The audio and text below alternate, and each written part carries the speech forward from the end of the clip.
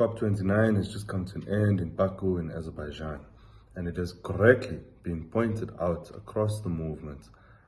that COP29 has ended in failure. This is because the commitments that have come through have not been bold enough, they have not been ambitious enough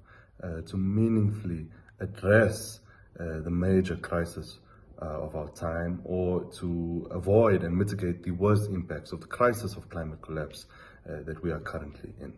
And so it is difficult to place our hopes in the COP process, where communities and activists are consistently sidelined and confined to the fringes and the periphery of the decision-making processes and of the space,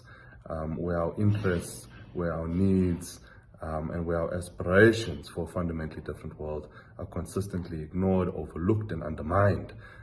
by those in positions of power who pursue ruthlessly the interests of profit and of exploitation. The shortfalls and the failures and the disappointing outcomes from COP29 prove to us, as they have in the past previous COPs, that the capitalist class, the elites, the profiteers, and the fossil fuel lobby, which has entrenched its ugly grip on the COP process, are absolutely incapable, unwilling, and uninterested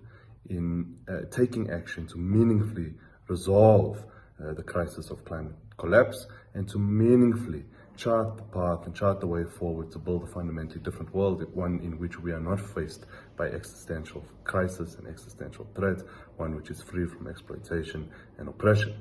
It is against this backdrop of consistent marginalization where it becomes absolutely necessary and vital for us to create our own spaces, spaces where the interests of ordinary people are placed at the fore, spaces especially where the experiences and the aspirations of the post-colonial world are placed at the fore, and where we can build the necessary level of organization that is required for us to wage a relentless and unyielding struggle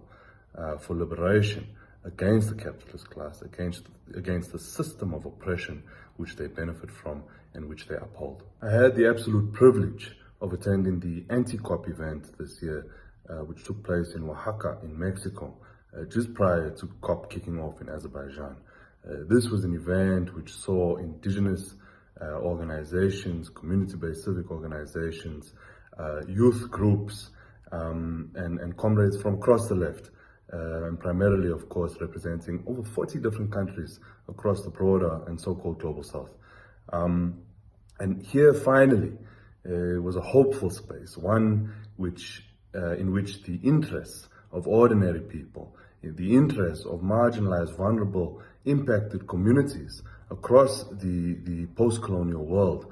were at the fore. The importance of holding such spaces simply cannot be stressed enough. It was absolutely inspiring, encouraging, and illuminating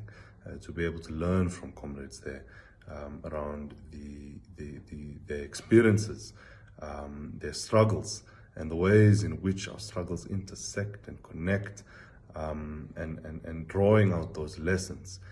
in the interest of building a serious network of solidarity and a serious network of struggle. We are in this for the long haul, comrades, and it is together, through being bold, through being ambitious, and through finding ways to connect with each other and to organize incredibly seriously with each other, that we will be able to overcome, and we will be able to build a global society that we will be proud to call home, and that we will be proud to hand over to future generations.